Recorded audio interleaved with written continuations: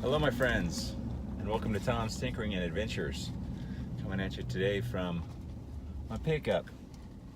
I'm headed over to see a friend of mine, a guy I actually used to work with for a few years, and then after that he moved in next door to me, and we didn't even realize that we had lived next to each other for quite a while actually. And then we became friends. At that point, like we were just co-workers before, didn't really know them all that well, but being neighbors, we became pretty good friends. We both have similar interests in working on things and getting out and having fun and that sort of stuff. So I eventually introduced him to riding off-road motorcycles. He purchased a dirt bike from me, one of mine that I had built up, and then he decided he wanted a street bike. He bought one of my old street bikes as well, and then he sold his street bike, and I eventually hooked him up with a free motorcycle. I gave him a motorcycle, one that I got as a project bike, but he's kind of stalled on his projects over there, and well, I'm heading over there right now. I'm supposed to go over and get some stuff that I loaned him, and I think I'm gonna either kick him in the ass and get him working on his projects, because his dirt bike hasn't run in quite a while, and the project bike that I gave him, the only work that's been done on it is when I go over there and help him. So we'll see how this all goes, but we're on the road, head over there, so let's see what we can do. Let's see if we can get him motivated, or option B might be I got a motorcycle or two in the back of the truck on the way home. So I'm gonna get up here on the freeway and get off the video. We'll see you when we get there. All right, so this is what we're working with here. We got this Suzuki DR350, which has got a big bore kit 435. This got a lot of goodies on it. This was my bike, and gave Justin a deal on it. And there is the project bike I gave to him here, which is a really rad, so radical, man. It's an early 1990s Kawasaki Ninja ZX-7. And this is the man, the myth, and the legend. Oh man. He gets distracted on things well, not distracted, he gets wrapped up in things. We're just talking about this. Has two wheels, I'm looking for a He's wheel. he's into bicycles now, so. Oh, look at Trumpeter. Yeah, there's another guy that we know too. Yeah.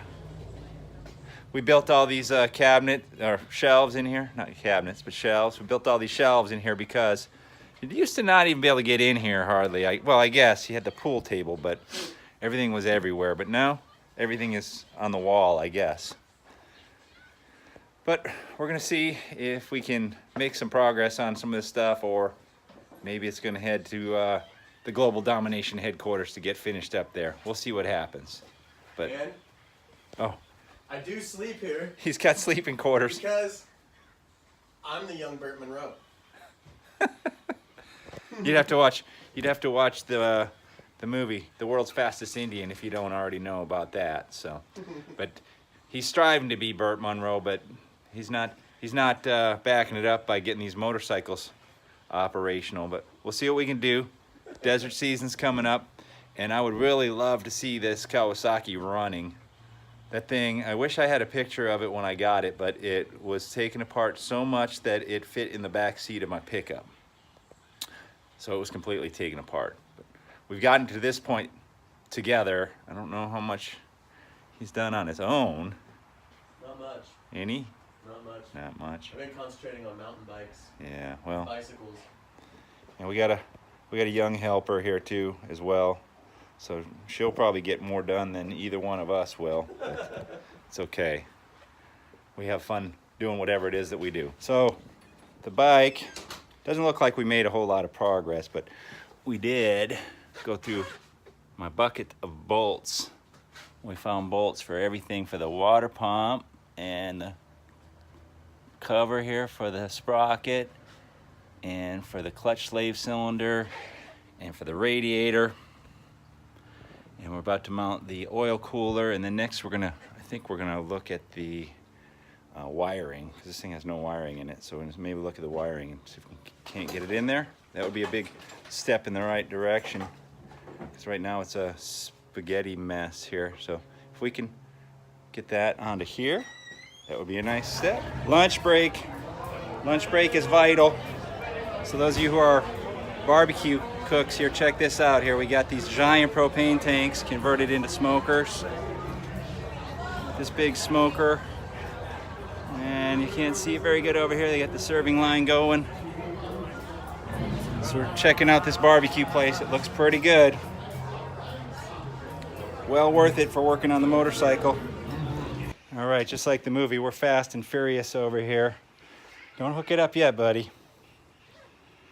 We just stuck all this wiring harness into this bike, which was a big spaghetti mess.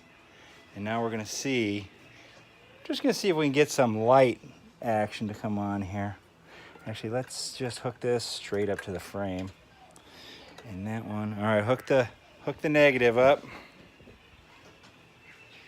All right, are you positive? I'm positive. I don't see any smoke yet. Oh, look at that. Do you see that? That's something special. Oh yeah, here. No high beam, no low beam. Oh shit. We got something. Well, I know why we don't have a neutral light, because that neutral cinder is not hooked up. But that's the first sign of any life this bike has had for a long time. We might call that a win just for today, but I think we're going to keep going. All right, so ZX-7, we have neutral light and oil light, and we do not have start. But we do have screwdriver start. Watch your eyes here. So that's as far as we got. What you got? Oh, headlights. Look at that. High beam, low beam, high beam, low beam. We got. We don't have turn signals hooked up. But I knew if we cranked it long enough, those headlights would come on. So we got to troubleshoot this start. And that's it. Hot screwdriver. So since the start switch wasn't working, we took apart this starter housing. Well, first thing we did is we ran out the meter here, and we realized that the start switch wasn't getting any continuity by reading the wiring diagram, which if you're not familiar with this mess of spaghetti, can give you a headache, but I'm just familiar enough with it to kind of figure it out. Anyway, so what we did is we took this apart, pulled that screw out, took this apart, and there's two contacts inside of there. We cleaned them up with this sanding block, and now